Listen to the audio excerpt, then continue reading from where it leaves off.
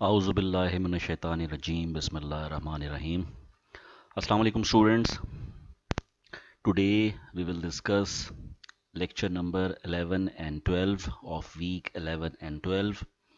Before we start, अगर आपने अभी तक चैनल सब्सक्राइब नहीं किया है तो काइंडली चैनल सब्सक्राइब कर लीजिए ताकि आपको एग्ज़ाम की प्रिपरेशन में आसानी हो, एग्ज़ाम की प्रिपरेशन आसानी से हो जाए. So let's start. आज का जो हमारा टॉपिक है वो है सॉफ्टवेयर लाइबिलिटी. सॉफ्टवेयर लाइबिलिटी को डिस्कस करने से पहले हम कुछ बेसिक चीज़ें डिस्कस करेंगे. Let's start.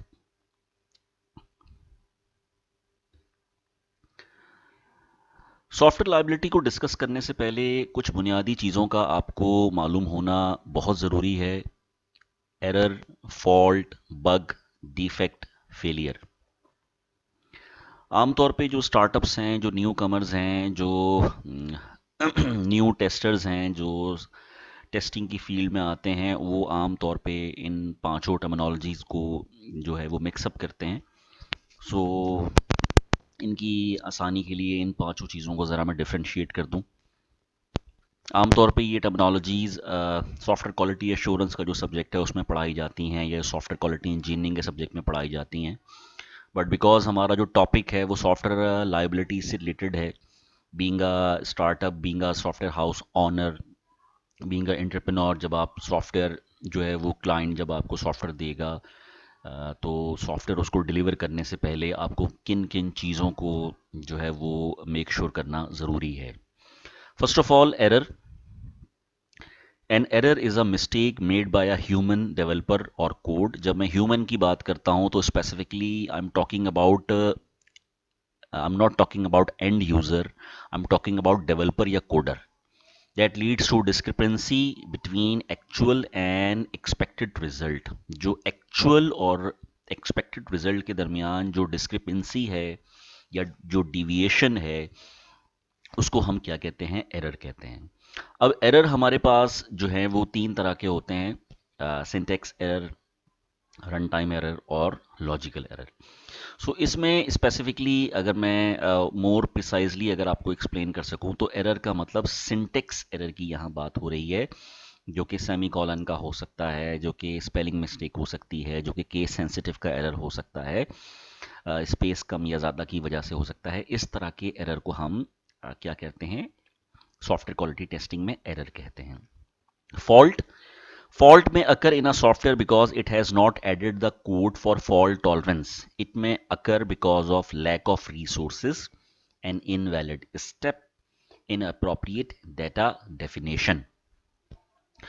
फॉल्ट किस वजह से आता है? फॉल्ट इस वजह से आता है कि आपने जो फॉल्ट की टॉलरेंस के लिए आपने कोई मैकेनिज्म नहीं रखा, कोई कोड नहीं रखा, कोई आपने जो है वो फॉल्ट को टॉलरेट करने के लिए कोई आपने स्टेप नहीं उठाया. लेट्स से आप एक हॉरोस्कोप का प्रोग्राम बना रहे हो जिसमें आप यूज़र से ये एक्सपेक्ट करते हो कि यूज़र अपनी बर्थ डेट देगा और बर्थ मंथ देगा और उसके अगेंस्ट जो है वो उसका ज़ोडिएक साइन डिस्प्ले होगा. बट अनफॉर्चुनेटली आपने जो प्रोग्राम बनाया वो बनाया नंबर के पॉइंट ऑफ व्यू से.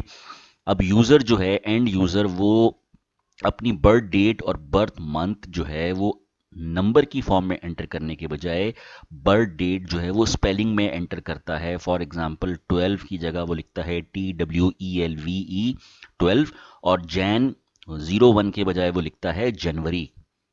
सो ये आपने जो प्रोग्राम बनाया था वो बनाया था नंबर के पर्सपेक्टिव से, और एंड यूज़र ने स्पेलिंग में वैल्यू एंटर की. तो वो इस के अगेंस्ट जो आउटपुट जनरेट होगा, obviously that is a fault, क्योंकि आपने फॉल्ट टॉलरेंस नहीं रखी. होना ये चाहिए था कि आपको ये फैसिलिटी देनी चाहिए थी कि यूज़र नंबर में एंटर करे या स्पेलिंग में एंटर करे, वो दोनों तरीके से प्रोग्राम जो है वो प्रॉपरली रिएक्ट करे. या फिर अगर आपने नंबर के हिसाब से या स्पेलिंग के हिसाब से प्रोग्राम बनाना था तो आप इंस्ट्रक्शंस में उसको मेंशन करते और यूज़र को बाउंड करते कि user must enter the value in birth date and birth month in number or spelling.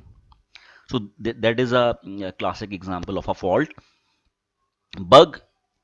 Logical error is called bug, or runtime error is also called bug, or flaw in a software that causes the system to behave in an uninterrupted manner.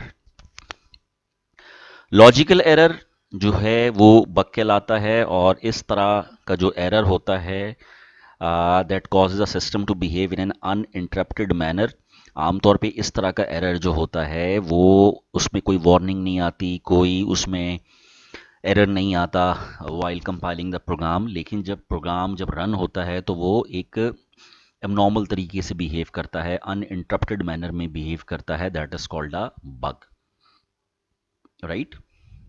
For example, इसकी example क्या हो सकती है? Example इसकी ये हो सकती है कि आपने एड्रेस की जो फील्ड है उसमें अल्फ़ा न्यूमेरिक डेटा टाइप रखने के बजाय आपने जो है वो न्यूमरिक डेटा टाइप रख दी, या स्ट्रिंग डेटा टाइप रखने के बजाय आपने उसमें कैरेक्टर डेटा टाइप रख दी। तो वो इस तरह का जो एरर है, या आपने गलत डेटा टाइप चूज़ कर ली वाइल कैलकुलेटिंग समथिंग, तो इस तरह का जो एरर है वो किस चीज़ को रिप्रेजेंट करता है? बग को रिप्रेजेंट करता है। या आपने प्राइमरी की में जो है वो नेम को यूज़ कर लिया, प्राइमरी की में रोल नंबर के बजाय, एम्प्लॉय आईडी के बजाय आपने नेम यूज़ कर लिया, तो यकीनन अगर आप किसी यूज़र को एक्सेस करेंगे उसके नेम से, अली है, अहमद है, जॉन है, तो यकीनन अली, अहमद, जॉन जो हैं वो कभी भी प्राइमरी की नहीं रखी जाती, तो उसके अगेंस्ट जितने भी अली होंगे उनका रिकॉर्ड आ जाएगा, जितने भी जॉन होंगे उनका रिकॉर्ड आ जाएगा, जितने भी अहमद होंगे उनका रिकॉर्ड आ जाएगा। तो these kind of errors are called logical error और run time error. Defect, a defect is a problem in the functioning of the software system during testing. यानी डिफेक्ट क्या है कि टेस्टिंग के दरमियान अगर कोई एरर फाइंड हो जाए तो उसको हम क्या कहते हैं? डिफेक्ट कहते हैं। यानी इसको अगर मैं यूं कहूं, एन एरर, और से देखिए, an error when the error is traceable in testing so it is a defect. When error is traceable in testing, यकीनन कोई भी अच्छा सॉफ्टवेयर हाउस जो होता है वो टेस्टिंग के बगैर सॉफ्टवेयर को डिलीवर नहीं करता, डिप्लॉय नहीं करता, डिस्ट्रीब्यूट नहीं करता, क्लाइंट के हैंडओवर नहीं करता। So when an error is traceable while testing, that is a defect, right? Failure, when end user detects an issue in the product, then the particular issue is called a failure. मैंने अभी क्या कहा आपको? When an error is traceable and found in testing process, it is a defect. And when the error is not traceable in testing process, यानी आपने testing बार बार की, लेकिन वो एरर डिफेक्ट नहीं हुआ, but when you deploy that software, when you deliver that software, और end user जो कि क्लाइंट है आपका, जो कंज्यूमर है, when he founds an issue in the product, that's a failure. क्यों? क्योंकि वो अनट्रेसेबल डिफेक्ट था, अनट्रेसेबल एरर था, जो टेस्टिंग में because of so and so reason आप ट्रेस नहीं कर पाए, तो that leads to a failure. यहाँ एक चीज काबिल गौर है कि जो फेलियर होता है वो ज़रूरी नहीं है कि वो सिर्फ कोडिंग की वजह से ही हो। फेलियर जो होता है वो it leads to because of the logical error, run time error, as I said it is an untraceable error. लेकिन फेलियर जो होता है वो आपकी नॉन फंक्शनल रिक्वायरमेंट की वजह से भी हो सकता है, कि आपने अप्रोप्रिएट रैम यूज़ नहीं की, आपकी बैंडविड्थ अप टू मार्क नहीं थी, आपकी operating system up to mark नहीं था, आपका वर्जन अप टू मार्क नहीं था, आपका लैपटॉप अप टू मार्क नहीं था, प्रोसेसर अप टू मार्क नहीं था, रैम अप टू मार्क नहीं थी। तो इस वजह से भी फेलियर जो है वो आ सकता है। इसीलिए जब भी आपने देखा होगा, आप कोई सॉफ्टवेयर डाउनलोड करते हो, गूगल क्रोम है, एक्रोबैट रीडर है, एडोब मास्टर कलेक्शन है, विजुअल स्टूडियो है, तो उसके साथ यकीनन उसकी हार्डवेयर रिक्वायरमेंट भी आ रही होती है। उसी तरह से जब आप सॉफ्टवेयर किसी को डिलीवर करते हो तो उसके साथ उसकी फंक्शनल और नॉन फंक्शनल रिक्वायरमेंट दोनों जो है वो मेंशन करते हो, ताकि user get to know, end user get to know कि अगर यूज़ सॉफ्टवेयर जो है वो रिलायबल तरीके से बिहेव करे, तो अगर वो चाहता है कि सॉफ्टवेयर रिलायबल तरीके से बिहेव करे, अल्टीमेट परफॉर्मेंस दे, मैक्सिमम परफॉर्मेंस दे, तो उसको इस हार्डवेयर रिक्वायरमेंट को फुलफिल करना है। I hope you got my point. Next move on. Software liability, this means complex problem related to software they cover the following areas: complex application software defects, जिसमें कि operating system भी आ सकता है, online transaction processing की issues भी आ सकते हैं, performance issues भी आ सकते हैं, डिस्ट्रीब्यूटेड डेटाबेस के इश्यूज भी आ सकते हैं। इन चारों चीज़ों की वजह से डिफेक्ट्स जो है वो आ सकते हैं या प्रॉब्लम्स आ सकती हैं। ठीक है, इसको डिटेल में डिस्कस करते हैं।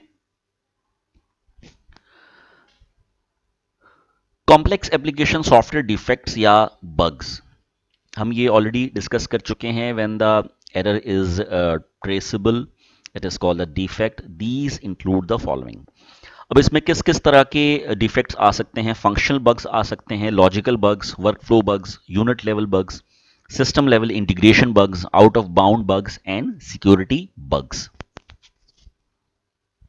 Let's discuss all these bugs one by one. Functional bugs: these type of bugs are associated with the functionality of a specific software component. For example, a login button does not allow user to log in, and add to cart button that does not update the cart, a search box not responding to a user's query. इस तरह के जो bugs हैं, जो system की functionality में कोई problem आए, लॉगिन ना हो, साइन अप ना हो, क्यूरी ऐड ना हो, रिजल्ट जनरेट ना हो, जो फंक्शनैलिटी से रिलेटेड जो एरर्स हैं वो क्या कहलाते हैं? आपके फंक्शनल बग्स कहलाते हैं। और हम ये ऑलरेडी डिस्कस कर चुके हैं कि फंक्शनल बग्स जो है वो आमतौर पे हम लॉजिकल या रन टाइम एरर को कहते हैं। तो इसका मतलब यकीनन ये वो एरर हैं जो कि प्रोग्राम रन होने के बाद जनरेट होते हैं। Got it? Logical bugs: these occur when computer gives wrong or misleading results or program crashes. Logical bugs primarily take place due to poorly written code or wrong formulas in computer program. Example: dividing two numbers instead of adding them together, resulting in an unexpected output. Logical bug जो होते हैं वो सबसे खतरनाक bug होते हैं, क्योंकि इस तरह के जो बग्स होते हैं उसमें कोई वार्निंग नहीं आती, कोई एरर नहीं आता, but when end user uses the program तो उसमें क्या हो जाता है? एक मिसलीडिंग इन्फॉर्मेशन आ जाती है, प्रोग्राम आपका करप्ट हो जाता है। ये हमने केसेस में भी डिस्कस किया था कि for example you own a company and you ask a ABC software house to develop software that calculates tax for your annual profit.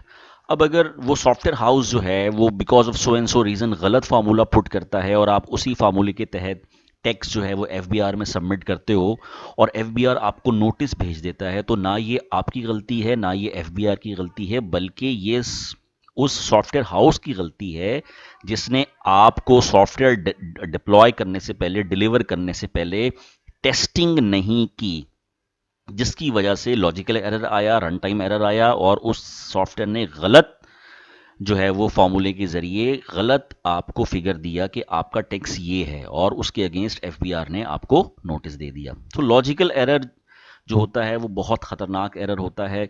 इसको हम लॉजिकल एरर जो है वो आम तौर पे अगरचे ट्रेस हो जाए तो यकीनन वो डिफेक्ट कहलाएगा, और अगर वो ट्रेस ना हो, एंड यूज़र के एंड पर आए, तो यकीनन it leads to failure. Workflow bugs: these are associated with the user journey navigation of a software application. If a software prompts save and exit, but when user clicks on it, the program exits without saving the file. इस तरह के जो logical error होते हैं यकीनन ये भी जो है वो लॉजिकल या रन टाइम एरर होता है, और ये नेविगेशन से रिलेटेड आता है कि आप मूवमेंट जब कर रहे हो वेबसाइट पर या सॉफ्टवेयर पर, तो वो आपकी मूवमेंट जो है वो एक एबनॉर्मल तरीके से बिहेव कर रहा है। आप सेफ और एग्जिट के बटन पे क्लिक करते हो, प्रोग्राम ये क्लेम करता है कि ये when you click that button, when you push that button, the program will save and exit, but program सिर्फ सेव कर रहा है, एग्जिट नहीं कर रहा, या सिर्फ एग्जिट कर रहा है, सेफ नहीं कर रहा। तो इस तरह की जो एरर होते हैं वो वर्कफ्लो बग्स कहलाते हैं। नेक्स्ट है unit level bugs. A program is divided into a number of modules linked together. If any one of the module is not working properly, it is called a unit level bug. Unit level testing में इसको हम solve करते हैं when you study the course of software quality engineering या software quality assurance. Future में इंशाल्लाह मैं इस चैनल पर सॉफ्टवेयर क्वालिटी एश्योरेंस के लेक्चर्स भी डाल दूंगा, क्योंकि वो भी मेरा डोमेन है। सॉफ्टवेयर क्वालिटी एश्योरेंस या सॉफ्टवेयर क्वालिटी इंजीनियरिंग भी कहा जाता है। उसमें you will get to know in detail compound testing क्या होती है, यूनिट टेस्टिंग क्या होती है, ऑटोमेशन टेस्टिंग क्या होती है, मैनुअल टेस्टिंग क्या होती है। सो उसको हम डिटेल में जो है वो डिस्कस करेंगे। सिस्टम लेवल इंटीग्रेशन क्या होती है, ठीक है। सो यूनिट लेवल बग जो है जब आप इंडिविजुअली, अभी बर्ड आई व्यू से समझाने की कोशिश करता हूँ कि जब आप एक एक फंक्शन को, एक एक यूनिट को वन बाय वन मैनुअली या ऑटोमेशन के ज़रिए, किसी भी टूल के ज़रिए जब आप चेक करते हो, तो उस तरह के उस स्पेसिफिक फंक्शन में जो है उस स्पेसिफिक सब प्रोग्राम में, सब फंक्शन में जब कोई एरर आता है तो उसको हम यूनिट लेवल बग कहते हैं। एग्जाम्पल क्या हो सकती है? When filling a form we enter name, address, date of birth, the program does not validate date of birth properly, ठीक है। या आप कोई क्यूरी एंटर करते हो, ऐड टू कार्ट में कोई चीज़ ऐड करते हो, दो चीज़ें ऐड हो जाती हैं, तीसरी चीज़ ऐड नहीं होती है, यूनिट लेवल बग, ठीक है। आप मल्टीप्लाई करते हो, 3 नंबर मल्टीप्लाई हो जाते हैं लेकिन 5 नंबर मल्टीप्लाई नहीं होते, unit level bug. Got it? Let's move on. System level integration bugs, these errors occur when two or more programs written by a different programmers fail to interact with each other. It is due to linking the program properly. आमतौर पे system level integration bug तब आते हैं जब आप दो programmes को properly link ना कर सको, ठीक है। दो प्रोग्राम्स लिंक करने के लिए ज़रूरी है कि आप कोडिंग टेक्निक जो यूज़ करें वो कोडिंग टेक्निक्स सेम यूज़ करें। और अगर आप ऑब्जेक्ट ओरिएंटेड प्रोग्रामिंग यूज़ कर रहे हैं तो यकीनन उसी सूरत में प्रोग्राम आपका लिंक होगा कि जब आप ऑब्जेक्ट ओरिएंटेड प्रोग्रामिंग में ही आपने दोनों फंक्शंस बनाए होंगे, दोनों क्लासेस बनाई होंगी। अगर आप प्रोग्रामिंग अप्रोच आपकी डिफरेंट होगी तो यकीनन जो है सिस्टम लेवल इंटीग्रेशन बग आ सकते हैं। इसके और भी कई रीज़न होते हैं, ठीक है। लेकिन यहाँ पे मैं उन डिटेल में नहीं जाना चाहता, आप थोड़ा सा कंफ्यूज होंगे। यहाँ पे बताने का मकसद ये है कि being a startup, being a entrepreneur, जब आप सॉफ्टवेयर डिलीवर करें तो डिलीवर करने से पहले आपको इन तमाम चीज़ों का आइडिया होना चाहिए। Out of bound bugs, these errors show up when the end user enters a value beyond the limit. For example, entering a significantly larger or smaller number beyond computer memory, or entering an input value of an undefined data type. Out of bound bugs को enter करने के लिए, omit करने के लिए, minimise करने के लिए आप जो है वो क्या करते हो, एक्सेप्शन हैंडलिंग की टेक्निक इस्तेमाल करते हो या फिर एरर की टॉलरेंस रखते हो। इस तरह के एरर जब आते हैं जब यूज़र मैनुअल नहीं पढ़ता या यूज़र इंस्ट्रक्शन फॉलो नहीं करता और वो कोई लार्जर या स्मॉलर नंबर एंटर कर देता है जो कि प्रोग्राम के स्कोप से बियॉन्ड होता है, तो इस तरह के एरर को हम प्रॉपर इंस्ट्रक्शंस देकर भी मैनेज कर सकते हैं या यूज़र को बाउंड भी कर सकते हैं। जैसे आपने अक्सर देखा होगा, जब भी आप एच की या गवर्नमेंट की या नादरा की वेबसाइट में फॉर्म फिलअप करते हो, तो जैसे ही आप कोई फील्ड एम्प्टी छोड़ते हो तो वो आपको एक एक पॉपअप के ज़रिए एक एक मैसेज डिलीवर करता है, इंटीमेशन डिलीवर करता है कि you must enter that field. या अगर आप गलत एंटर करते हो तो उस पर भी वो पॉपअप मैसेज जनरेट करता है कि you must enter that value properly. तो इस तरह के एरर्स को हम इस तरीके से हम भी जनरेट करवा सकते हैं, डेटा वैलिडेशन के ज़रिए, पॉपअप मैसेज के ज़रिए, वार्निंग मैसेजेस के ज़रिए भी हम इसको कंट्रोल कर सकते हैं। Security bugs. These occur when a developer adds restriction regarding security of the software and they do not work. Example, a password is to be entered and checked by the system, but the program does not check and anybody can enter the program. Security bugs, अगर आप इसको bird eye view से देखें तो यकीनन ये security bugs भी आपके लॉजिकल बग्स में उसमें रन टाइम बग्स में आते हैं। These occur when a developer add restriction, जो है वो होते हैं कि जब यूज़र डेवलपर ने या प्रोग्रामर ने कोई रिस्ट्रिक्शन ऐड की रिगार्डिंग द सिक्योरिटी, और जब जो है वो user end user password enter करता है तो सिस्टम जो है वो उस पासवर्ड को चेक नहीं करता या वैलिडेट नहीं करता and anybody can enter the program. तो इस तरह के बग्स जो हैं वो भी सिक्योरिटी बग्स में आते हैं। अगर मैं थोड़ा सा बर्ड आई व्यू से देखूं, थोड़ा सा समर इसको जनरलाइज करने की कोशिश करूं, तो यकीनन सिक्योरिटी बग्स भी इसके दायरा कार में आते हैं। चूंकि बग्स लिखा हुआ है तो यकीनन ये लॉजिकल या रन टाइम एरर की बात हो रही है। ऑब्वियसली इस तरह के एरर जो है वो कंपाइलेशन में या जो है वो ओमिट हो जाते हैं। Operating system failure. An operating system failure means that computer starts giving strange messages or hangs anywhere when running application programs. Causes of failure, software problem हो सकती है, हार्डवेयर प्रॉब्लम हो सकती है।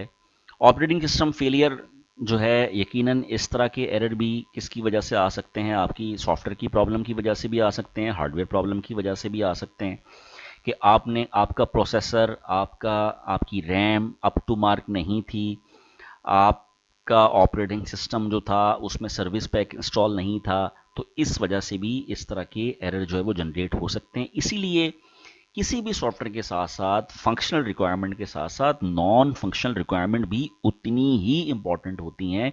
आमतौर पे स्टूडेंट्स नॉन फंक्शनल रिक्वायरमेंट को इतना खातिर में नहीं लाते, उसको इग्नोर कर देते हैं, जबकि non functional requirement is as important as functional requirement. Now OS is not properly installed as during installation we have to go through some critical question and answers. Other reasons may be malware or virus infections or unauthentic information transfer from internet into our computer. उसके साथ साथ हमने non functional और functional requirement के साथ साथ इस चीज़ को भी मॉनिटर करना है कि आपकी फायरवॉल, आपका एंटीवायरस अप टू मार्क होना चाहिए, अपडेटेड होना चाहिए। कोई मेलवेयर है, कोई वायरस है जो आपके MBR में, मास्टर बोर्ड रिकॉर्ड में, आपकी एग्जीक्यूटेबल फाइल में, सिस्टम फाइल्स को हिट कर सकती है, जिसकी वजह से भी ऑपरेटिंग सिस्टम का फेलियर वकू पजीर हो सकता है। One of the storage devices is damaged. A fault power supply causes a system to shut down immediately. A bad processor makes it possible for the computer to function properly. Incorporate RAM chip may also stop working the OS. These kind of issues may occur the while facing the failure of operating system. Online transaction processing. Online transaction processing का क्या मतलब है, जिसको हम short में OLTP कहते हैं। It is a type of data processing system that consists of executing a number of transactions using internet. Examples: online banking, online shopping, online order entry, online admissions, online job hunting, sending and receiving messages, etc. क्या मतलब है इसका?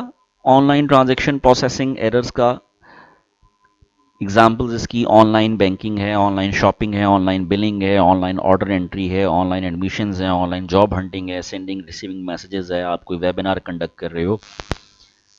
इस तरह के errors तब आते हैं जब आपकी सिस्टम की रिलायबिलिटी जो है वो टेस्ट ना हो। Reliability is one of the basic benchmark of software quality testing. Reliability का मतलब आसान फहम ज़बान में ये है कि for example you are going to conduct an online webinar and you claim that this online webinar is for at least 5000 users. Now आपने ये क्लेम किया, लेकिन आपने उसके अगेंस्ट कोई डेडिकेटेड सर्वर नहीं रखा, कोई रेप्लिकेटेड सर्वर नहीं रखा, और जैसे ही 2000 से ज़्यादा यूज़र आपके एक्सीड हुए तो सॉफ्टवेयर की रिलायबिलिटी में प्रॉब्लम आ गई, जो है वो उसमें हैंगिंग होना शुरू हो गई। तो इस तरह के एरर जो होते हैं, that's what we call online transaction processing errors. या फिर आपने एक से ज़्यादा चीज़ें ऐड कर दी किसी भी ई-कॉमर्स वेबसाइट पर, तो उसमें प्रोसेसिंग में एरर आ गया। ऑनलाइन बैंकिंग में एक से ज़्यादा यूज़र ने बिलिंग की रिक्वेस्ट दे दी, उसमें एरर आ गया। These kind of errors related with the online transaction processing errors. Now, online transaction processing performance issues, they need to handle hundreds, even thousands of simultaneous users. The need to allow many users to work on the same set of data with immediate updating. Airline reservation system, the proper way to handle errors. इसमें जो है वो for error की tolerance check की जाती है। यकीनन testing में इसको देखा जाता है। फिर अगर आप ऑनलाइन कोई वेबिनार कंडक्ट कर रहे हो तो इसमें यकीनन जो है वो काफ़ी सारी चीज़ें इन्वॉल्व होती हैं। इसकी हम ज़्यादा टेक्निकलिटीज़ में नहीं जाएंगे। इस तरह के एरर्स भी जो है वो किसमें आ सकते हैं, सॉफ्टवेयर की लायबिलिटी में आ सकते हैं। आमतौर पे इस तरह की जो एरर्स होते हैं उसको ओवरकम करने के लिए डेटाबेस, डिस्ट्रीब्यूटेड डेटाबेस इस्तेमाल किया जाता है। दुनिया अब जो है वो ट्रेडिशनल डेटाबेस से निकलकर डिस्ट्रीब्यूटेड डेटाबेसेस की तरफ आ रही है। जितने भी आपकी सोशल मीडिया वेबसाइट्स हैं, लिंक्डइन है, इंस्टाग्राम है, ट्विटर है, ट्विच है, फेसबुक है, यूट्यूब है, वो सारी अब डिस्ट्रीब्यूटेड डेटाबेसेस को इस्तेमाल कर रही हैं। Distributed databases versus centralized databases. Here are five main differences between distributed databases and centralized databases. Distributed databases may consist of multiple databases file located at different sites, consist of single central databases file. Multiple database file का क्या मतलब है? जैसा कि आप देखते हो when ever you click on Google, Google जब आप पाकिस्तान में लिखते हो तो वो डॉट कॉम, जैसे ही आप लिखते हो तो automatically dot com dot P के ओपन हो जाता है। दैट मीन्स कि वो पाकिस्तान के लिए अलग रेप्लिकेटेड सर्वर है, इंडिया के लिए अलग रेप्लिकेटेड सर्वर है। अगर उस स्पेसिफिक रेप्लिकेटेड सर्वर में कोई इशू आएगा तो पूरा उनका सेंट्रलाइज सर्वर इफेक्ट नहीं होगा। ऑन द अदर हैंड इसमें अगर कोई इशू आएगा तो पूरा डेटाबेस उसका इफेक्ट होगा। Allows multiple users to access and manipulate data. Multiple users को अलाउ करता है डेटा को एक्सेस करने के लिए, मैनिपुलेट करने के लिए। जबकि सेंट्रलाइज डेटाबेस में क्या होता है, bottlenecks when multiple user access same file simultaneously. Bottlenecks का मतलब क्या होता है कि जब आपका सिस्टम हैंग हो जाता है, जब जैसे ही यूजर्स की तादाद बढ़ती है तो क्या होता है कि आपका सिस्टम जो है वो अनइंटरप्टेड मैनर में, अन एबनॉर्मल मैनर में जो है वो बिहेव करता है। जो है वो उसमें एरर जनरेट हो जाता है, उसमें सिस्टम हैक होना शुरू हो जाता है। That is why centralize database is condemnable nowadays. File delivered quickly from location nearest the user. चूंकि रेप्लिकेटेड सर्वर के जरिए ट्रांजेक्शन हो रही होती है तो वो फाइल जल्दी डिलीवर हो जाती है। अगर मैं यहाँ से कोई चीज़ एक्सेस करूँगा तो वो जो है वो गूगल के मेन सर्वर से जो है वो रेप्लिकेट होने के बजाय पाकिस्तान का जो रेप्लिकेटेड सर्वर है वहाँ से रेप्लिकेट होगी, तो यकीनन जल्दी डिलीवरी हो सकेगी। Files may take longer to deliver to the user, क्योंकि हर रिक्वेस्ट मेन सर्वर से ही जो है वो क्यूरी जो होती है वो रिस्पॉन्ड होती है। If one side fails data is retrievable. अगर एक साइड फेल होती है तो डाटा रिट्रीवेबल होता है क्योंकि डिस्ट्रीब्यूटेड एनवायरनमेंट होता है, जबकि इसमें ऐसा नहीं हो सकता। तो दुनिया में आजकल जो है वो सेंट्रलाइज डेटाबेस को कंडेम कर दिया है और हर हर तरफ आजकल डिस्ट्रीब्यूटेड डेटाबेस ही इस्तेमाल हो रहा है। Examples of distributed databases, in today's computing era, every large scale service runs on the cloud of distributed database. Facebook hai, it messages use a distributed database called Apache Edge Base to stream data to adopt clusters. YouTube uses Kubernetes aware cloud native distributed database. ByteGraph is a distributed graph database developed by the ByteDance, the company behind the popular social network TikTok. तो जितनी भी social media websites हैं वो सारी आजकल जो है वो डिस्ट्रीब्यूटेड डेटाबेस को इस्तेमाल कर रही हैं।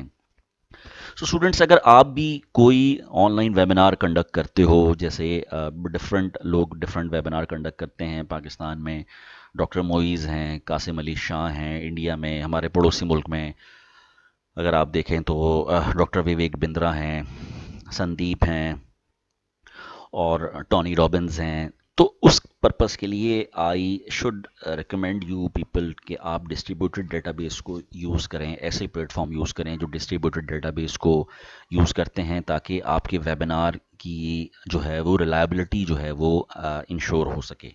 ठीक है। सो इसके साथ ही स्टूडेंट्स आज का लेक्चर ख़त्म होता है। अगर आपने अभी तक चैनल को सब्सक्राइब नहीं किया तो काइंडली चैनल को सब्सक्राइब कीजिए। कोई क्यूरी हो आप कमेंट में मुझसे पूछ सकते हो। मेरी कोशिश ये होती है कि मैं अपने स्टूडेंट्स की हर क्यूरी को फर्दन रिप्लाई करूं। तो इसके साथ ही I conclude my today's lecture. अस्सलामु अलैकुम।